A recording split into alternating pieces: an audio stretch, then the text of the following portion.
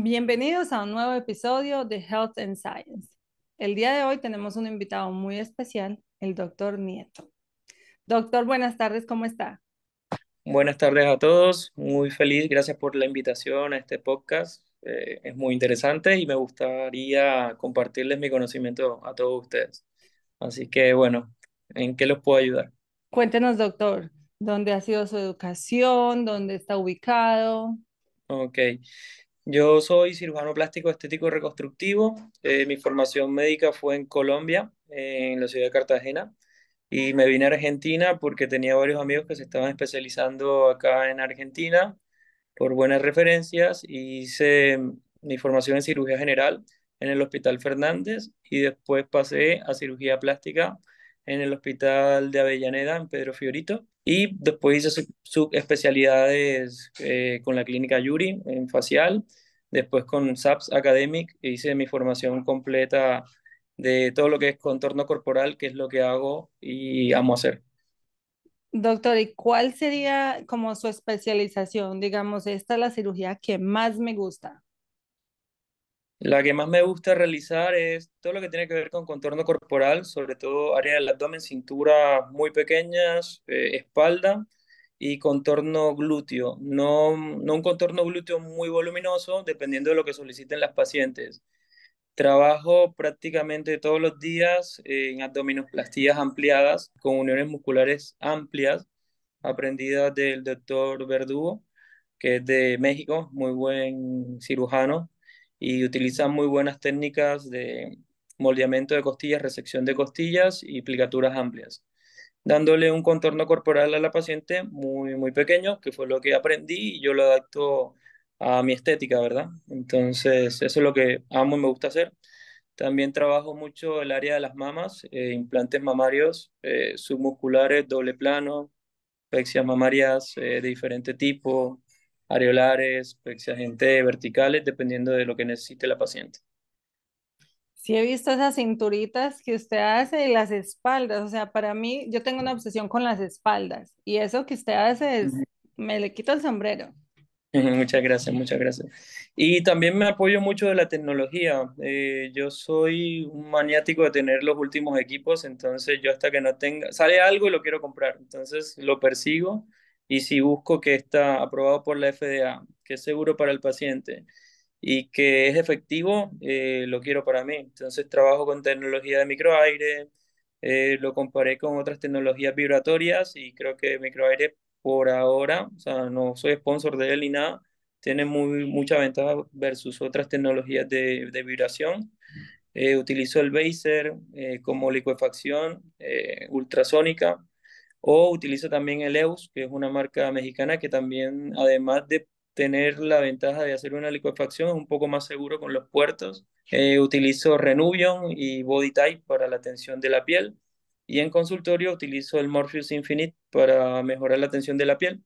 Y también tengo de InMod lo que es el apoyo muscular, el Evolve, ¿sí? Trabajo no solamente lo que es la cirugía en sí, sino el postoperatorio. Después me manejo con otro tipo de medicamentos según el metabolismo del paciente, quemadores de grasa, diuréticos y otras cosas que lo podemos hablar más adelante.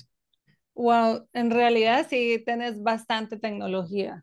Sí, y eso es una ventaja, o sea, hay que no solo tener la tecnología, sino saber usarla, porque yo he rotado con muchos cirujanos muy buenos, pero cada uno se va haciendo la mano.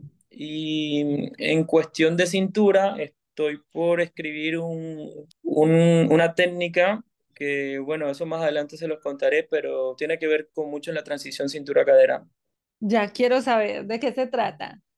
Sí. Nada, te puedo contar más o menos cómo fue que llegó la pasión por los cuerpos más armoniosos, según lo que yo creo que es armonioso en la estética, y me basaba mucho, yo dibujo, entonces yo veía en la estética de las cómics, de las mujeres cómics, que tenían una formación de espalda baja, como tipo S, y un glúteo bastante definido. Entonces eso es lo que yo quería reproducir en una paciente real. Entonces me puse a estudiar anatomía de franceses, de todo, y busqué la forma de cómo lograr la transición sin cortar la circulación de la cadera. Y eso fue lo que fui logrando. Entonces, es lo que más me gusta, formar cinturas pequeñas con transiciones de cadera a un ratio de 1.6 y 1.8 en la relación entre la cintura y la cadera. Y eso armónicamente se ve muy llamativo. Hay mujeres que quieren un poco menos y hay mujeres que quieren un poco más, pero es un radio que yo manejo, dependiendo de lo que busquen.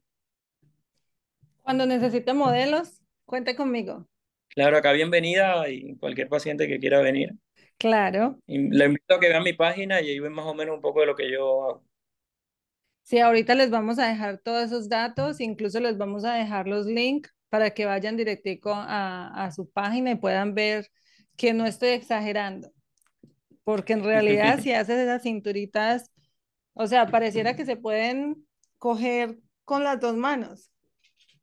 Claro, pero para aprender la técnica también me llevó un tiempo porque es bien extremo. Uno llega al límite de preservar bien la vasculatura superficial para evitar complicaciones como son discromías, quemaduras, tiene que ver mucho con el uso correcto de la faja, cuándo iniciar los masajes POS en estas pacientes, cuándo cambiar de una compresión baja a una compresión media a una compresión alta, la posición en el posoperatorio en la camilla también es muy, muy importante, la selección del paciente. Desde que tú eliges bien un paciente, ya puedes prever cómo va a ir el paciente.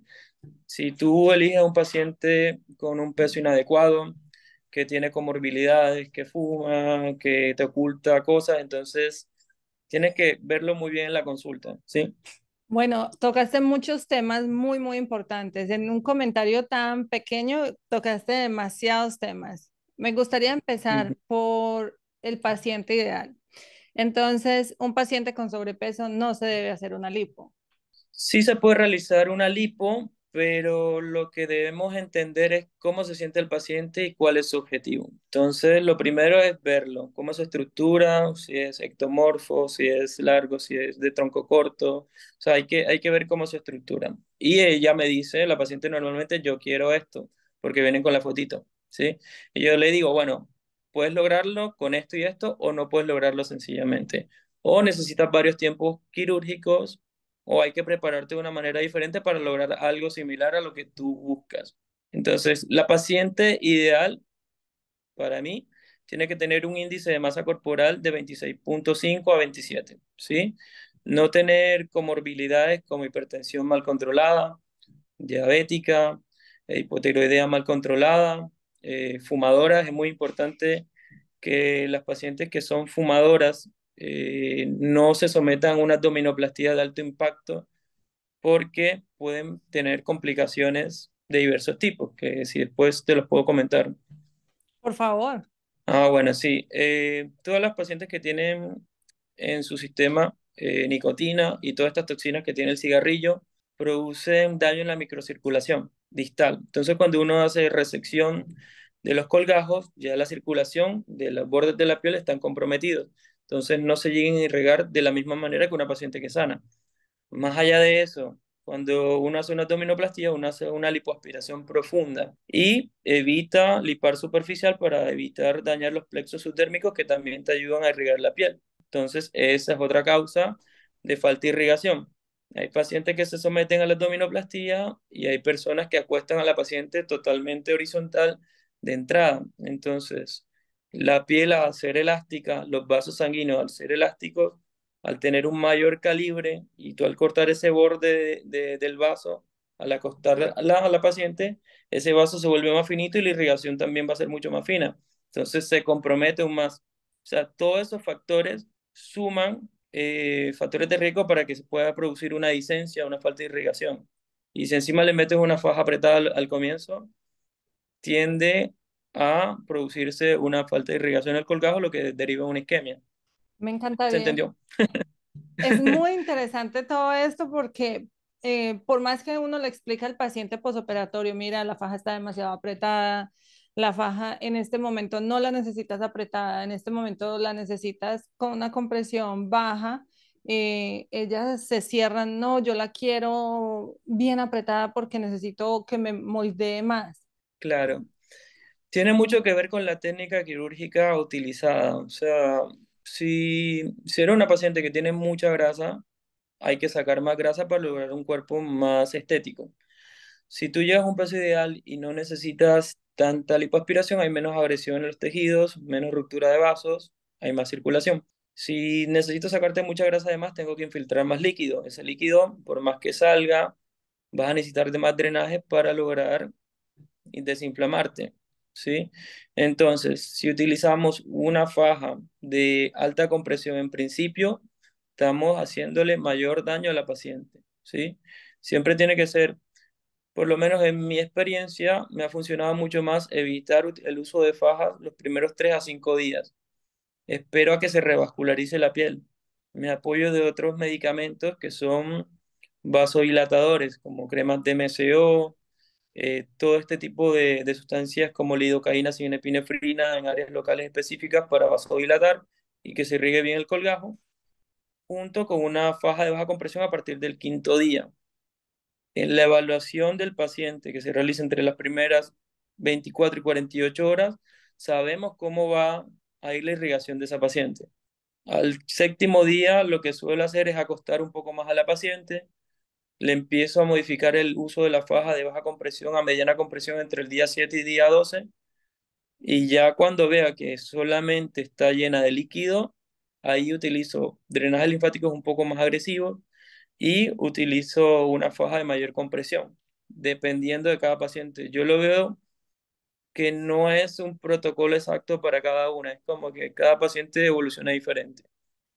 Eso es lo que yo veo en mis clínicas, en mis consultorios. Cada paciente realmente, cada cuerpo es un mundo. Entonces, usted sabe, se le puede hacer la misma cirugía a dos pacientes y las dos van a reaccionar completamente diferentes. Entonces, lo que yo hago, yo analizo caso por caso y se le diseña un tratamiento específico a cada paciente porque Ujú. yo uso mucha tecnología. A mí me encanta estar yendo a congresos y aprender de nueva tecnología y este cirujano plástico está utilizando esto, este otro cirujano está utilizando esta otra máquina. Y esto me ha tomado aproximadamente 20 años en crear el protocolo que ahorita tengo establecido. Pero Ujú. cada persona, aunque el protocolo está establecido, cada persona tiene su reacción diferente, entonces toca modificarse paciente por paciente. Claro, Y hemos visto, he podido mejorar las cirugías plásticas de un 30 a 40%. bastante bien. Sí, muy feliz con los ¿Qué has notado? resultados. Vos trabajas mucho en el área posoperatoria, ¿cierto? Sí, esa es como mi fuerte. También hago tratamientos de moldeamiento corporal no invasivos. Sin embargo, mi Ujú. fuerte es lo posoperatorio. Me encanta porque para mí que una persona llegue con dolor, que ya está odiando al cirujano, que está arrepentida de haberse operado, eh, que yo pueda ese mismo día devolverle una sonrisa. Para mí eso no tiene precio. Y, Tal cual. y que a la semana diga, me está gustando mis resultados. No, esto no era lo que yo esperaba, pero ahí voy. Que a las 6 semanas ya pueda haber un 90% del resultado final. Eso es demasiado hermoso.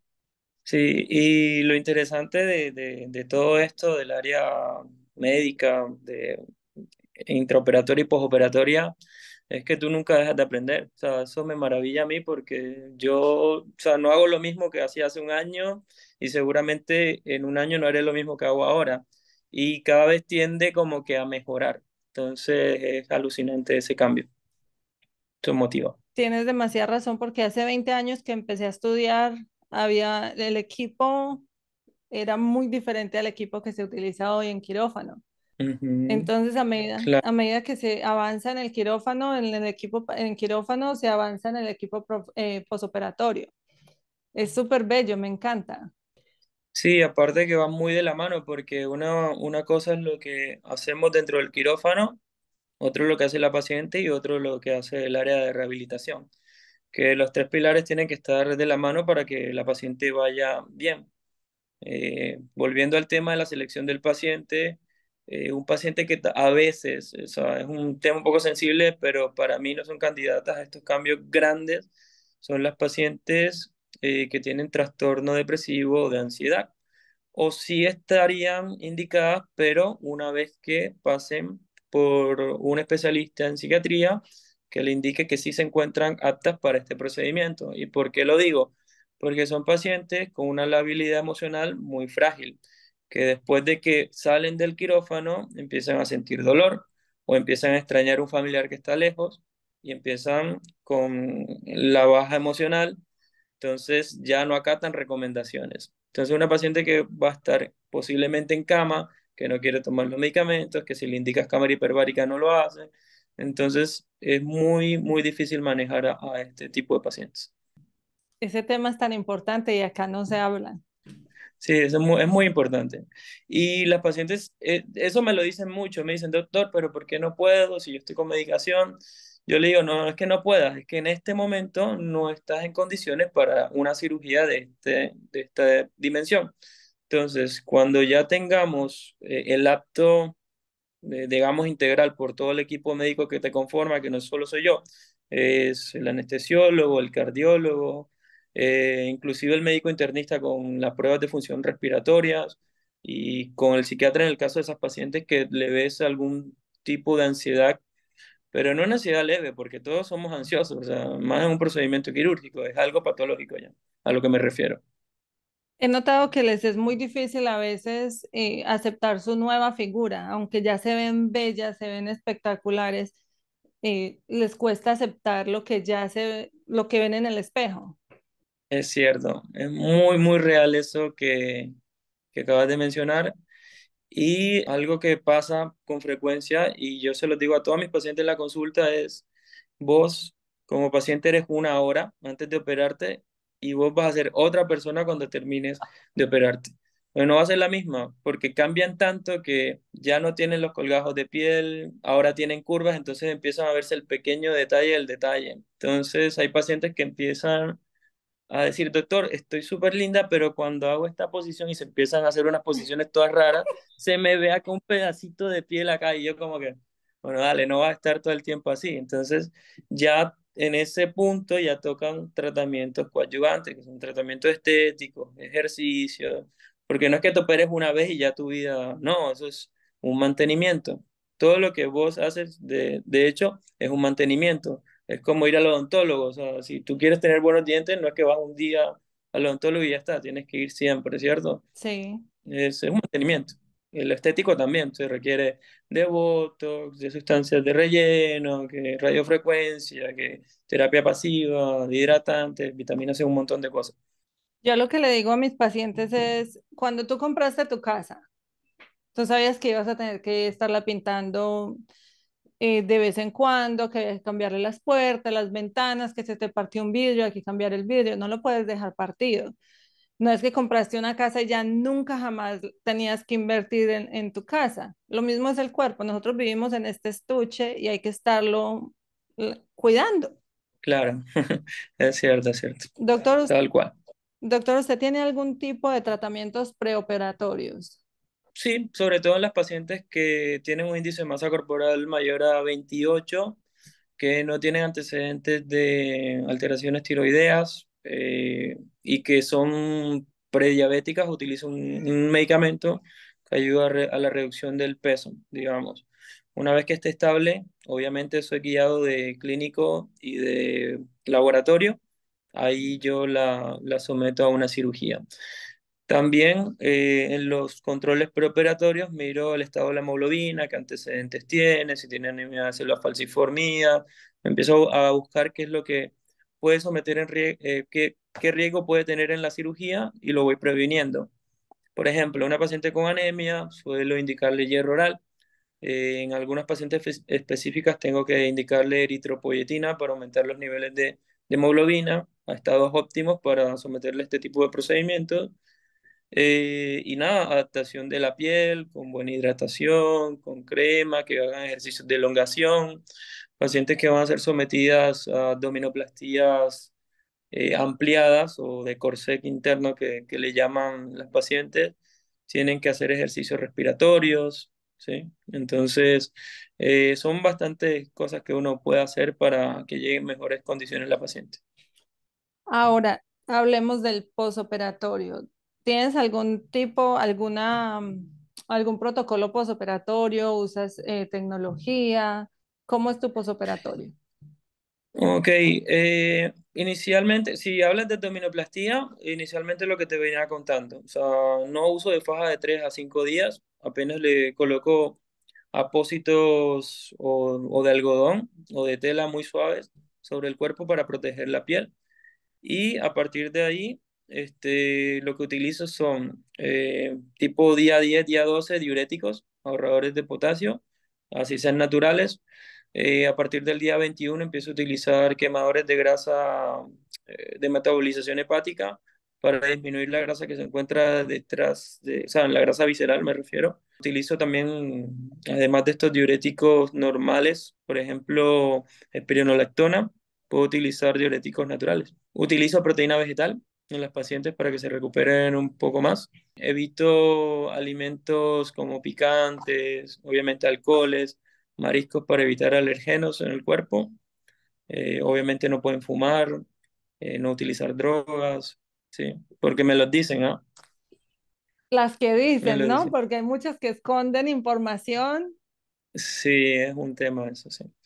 Y bueno, pero saltan a la luz una vez operada, siempre te lo suelen decir.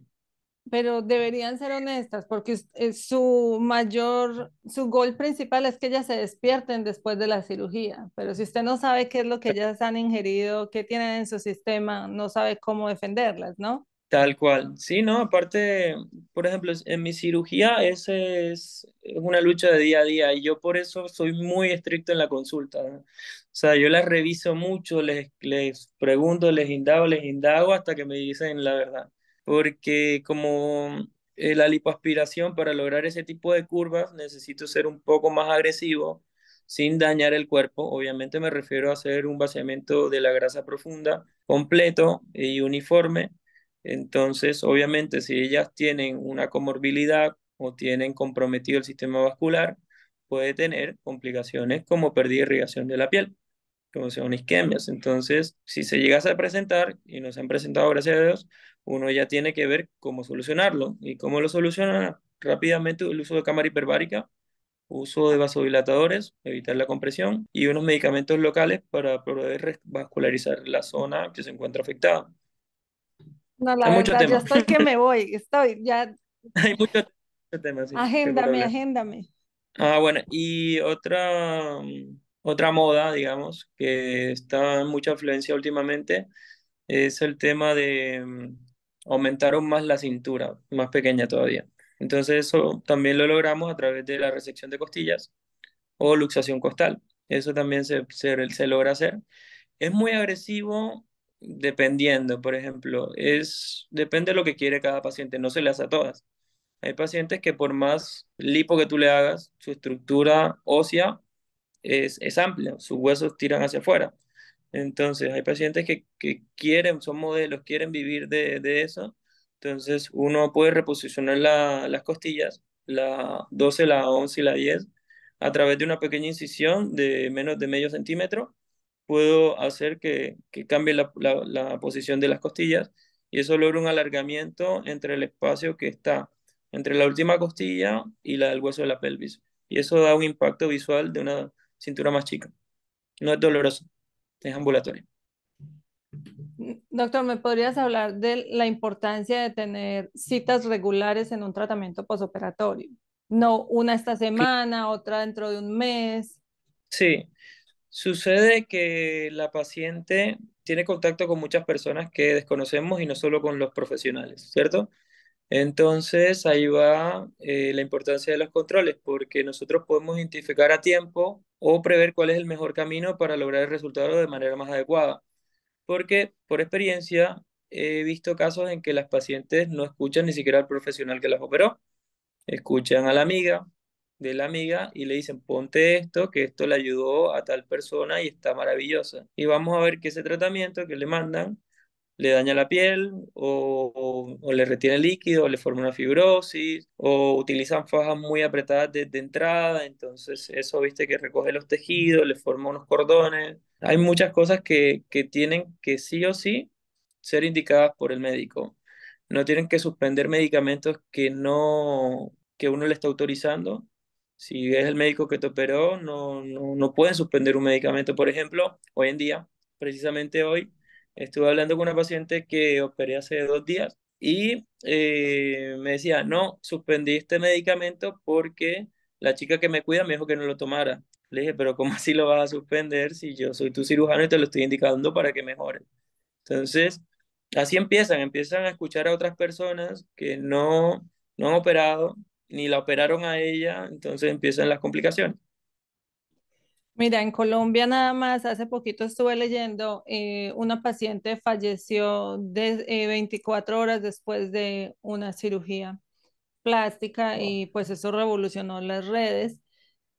Ujú, Pero Dios es tan bueno con el cirujano plástico en sí como tal porque él decía, todo salió bien, ella salió bien de quirófano, no hubieron complicaciones durante la cirugía, todo estaba perfecto. El problema es ujú, este. La chica le manda un mensaje de texto al cirujano y gracias, yo estoy tan agradecida que ella mandó ese mensaje de texto. ujú. Ella le pregunta al cirujano en texto si ella también podía tomar una medicina para el dolor que había llevado de acá de Estados Unidos. Y Mira. el doctor le dijo, no, yo ya te receté lo que tú necesitas y así debe ser, sigue lo que yo te di. Y ella dice, no, es que me está doliendo mucho. Y esto le sirvió a mi amiga. Ujú, Entonces, así quedó, ahí terminó la conversación, pero la chica, además de lo que ya le había recetado su cirujano, tomó lo que la amiga le dijo que tomara y la chica claro, falleció. En- claro, entonces, hay errores que nos cuestan la vida por no escuchar al profesional de la salud. tal cual. Y eso es bastante delicado porque hay casos en que toman medicamentos de más, puede ser una anafilaxis, puede ser una úlcera gástrica, por ejemplo, por tomar medicamentos de más analgésicos a deshoras, o el no uso de, por ejemplo, anticoagulantes. Algo que yo utilizo en el postoperatorio es anticoagulantes durante al menos 7 días en pacientes sin riesgo y en pacientes de mayor riesgo de TBP. Utilizo anticoagulantes durante mayor tiempo según el peso porque está indicado para prevenir tromboembolismo. Entonces, si una paciente tiene una indicación de un medicamento, ¿por qué no hacerlo? Entonces, algo que también pregunta mucho es tema de costos y por qué tengo que comprar esos medicamentos tan costosos, doctor. Sí, pero, o sea, si lo pones a la larga es tu vida, o sea, es tu salud. Entonces, utiliza lo mejor, espérate en un centro reconocido con un cirujano plástico para que tu cirugía tenga menor riesgo a la que pueda tener en una persona que de pronto opera hace mucho, porque hay gente que opera muy bien, opera hace mucho, pero de pronto no tiene los protocolos tan claros y establecidos para disminuir los riesgos. No es lo mismo, nunca es lo mismo. Eso que acabas de mencionar es muy importante. Hay protocolos establecidos para disminuir los riesgos, pero se tiene que estudiar para estos protocolos. ¿Sabes que aquí están Sí, operando incluso dentistas? eso, o sea, eso, sí, es lo mismo, o sea, la misma palabra ya te, como que raya, ¿cómo te va a operar un dentista? Sí, ¿por qué no estudió el dentista para ser médico, para hacer la cirugía? Entonces, es un tema sensible y de pronto alguien se puede ofender, pero es así. Si tú quieres operar, ¿porque no estudiaste medicina y no existe cirugía?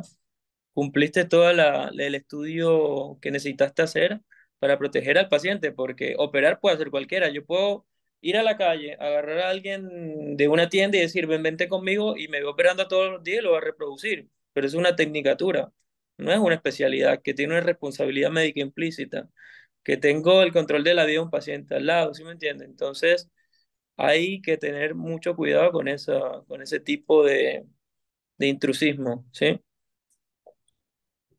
Doctor, yo sé que usted hace trabajos muy bellos, muy bellos, Ujú. pero ¿cuál ha sido la cirugía que usted dice, estoy súper orgulloso de esta cirugía? No, yo creo que abdominoplastías, tengo muchas cirugías de abdominoplastia, muchísimas. Yo no sé, no llevo bien la estadística, pero tengo muchísimas. Opero lunes, martes, miércoles, viernes y domingos. Siempre todo, la mayoría de toda la semana hago abdominoplastía y por lo general la hago combinada, ¿sí? Trato de reducirlas a pacientes seleccionados para que la cirugía demore 5 horas, 5 horas y media como mucho, para no aumentar el riesgo operatorio en pacientes, obviamente como te digo, seleccionados. Pero con esta técnica de abdominoplastía ampliada, he logrado cuerpos que parecen de mentira. Y me dicen, no, porque de hecho han llegado pacientes y me dicen, no, esas fotos y videos que tú subes están editados. Y luego les muestro a mis pacientes en vivo y se quedan como que no puede ser. Pero muéstrame el antes y les muestro la foto del antes y esto cambian totalmente. O sea, yo mismo me sorprendo cuando las veo, porque cambian totalmente. Wow, hasta tú te sorprendes de tu mismo trabajo. Sí, porque inclusive, porque yo llego a verlas a las pacientes, muchas de mis pacientes, casi el 80% vienen de afuera. Entonces yo las veo durante el primer mes, ya después viajan. Y por ahí vuelven al tercer mes, por ejemplo. Yo me estoy comunicando con ellas, pero no es lo mismo cuando las veo en persona, que en el mes todavía están inflamadas. Del tercer al sexto mes cambian totalmente. Y la cintura que tenían ya pequeña como que se mete mucho más para adentro. Eso debe ser hermoso. ¿Cómo te hace sentir Sí, eso como ser humano? Ya no como doctor, sino como ser humano. siento que ayudo a las personas a alcanzar sus metas, a sus sueños, entonces eso es muy, muy bonito. Es, no sé, no lo puedo escribir, pero una felicidad y es como alucinante, no te podría describir, es algo que amo hacer. Entonces, digamos, tú me operas y Ujú. después, cuando ya está todo llegando a su sitio, ves que publico fotos donde tú ya puedes sentir, ver mi seguridad en mí misma. Eso te Tal llena. cual, sí.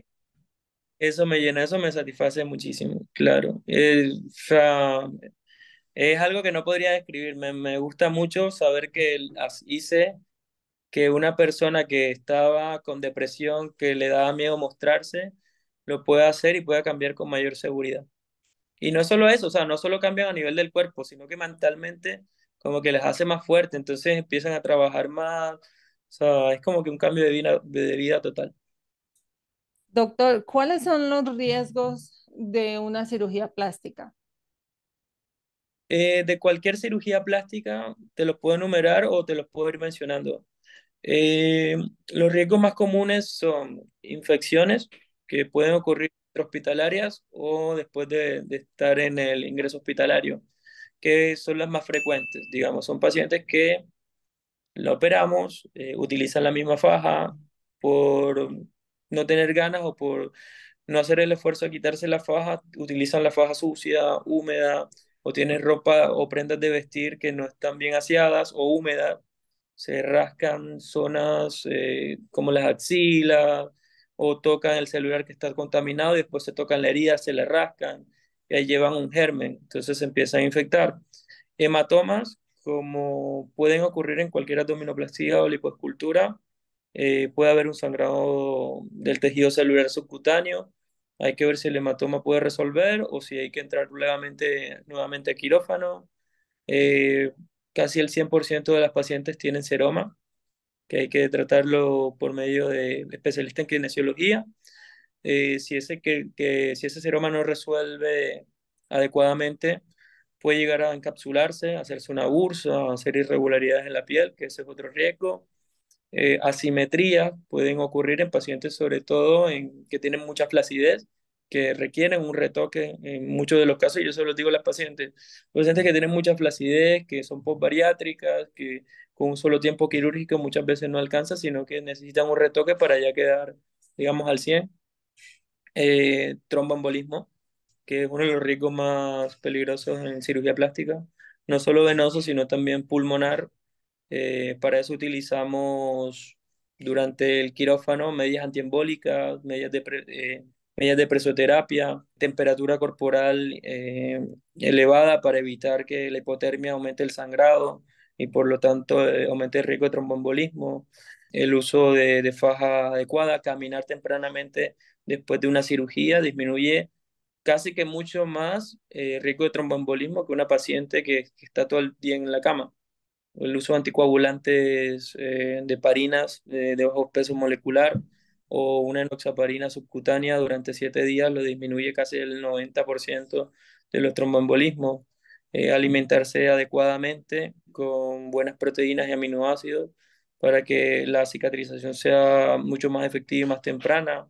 El uso de cámara hiperbárica para aumentar la presión de oxígeno en los tejidos al 100% también aumenta la recuperación. Es muy largo. O sea, hay mucho por hablar.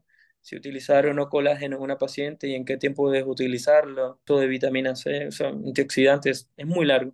Es todo un montón de cosas que corren en la cabeza que uno va adecuando a cada paciente. No, pero mira, esta información es muy importante y la verdad, cuando las pacientes van a lugares que no son certificados o muchas veces, como le decimos en Colombia, clínicas de garaje, pues yo Ujú. siento que todos estos riesgos los corre una paciente que va a un lugar que no es certificado. Los riesgos son Tal cual, mucho más altos. sobre todo el de infección, de cómo está el material de esterilización. Y saber si realmente está capacitado la persona que le está haciendo la cirugía, porque puede que haga una buena, pero he visto lamentablemente casos de que han ocurrido perforaciones. Y yo me explico cómo es que un especialista va a hacer una perforación si el plano subcutáneo es claro.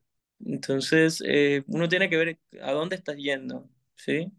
No es solo el dinero, porque el dinero tú lo trabajas y lo recuperas, pero la salud no, que te quede una secuela, que no puedas mejorarla, entonces tienes que tener cuidado con eso. Doctor, me encanta todo el tema que estamos hablando. Yo creo que hay demasiada tela por cortar y me encantaría que Ujú. pudiéramos hacer un segundo episodio. Buenísimo, yo encantado. Bueno, Doctor, muchísimas gracias por su tiempo. Me agrada muchísimo todo ese conocimiento que usted tiene y le podría decir a nuestros seguidores a dónde lo pueden encontrar o incluso a otros cirujanos que quieran aprender su técnica y a dónde conseguir el libro. claro, muchísimas gracias por la invitación. La verdad que ha sido un honor estar con ustedes y compartir parte del conocimiento, que es la finalidad del conocimiento. Aprender y enseñar es la mejor forma de, no sé, de ayudar a las personas, ¿sí? Me pueden conseguir en Instagram como DR Gustavo Nieto, ¿sí? Y mi número de celular, le puedo dar el de mi secretaria, que es el más 54 9 11 33 42 80 67. Listo, doctor. Aquí vamos a dejar todo en pantalla para que se comuniquen directamente con usted. Muchísimas gracias y espero verlo pronto. Bueno, muchísimas gracias igualmente. Que esté muy Que bien. estés muy bien.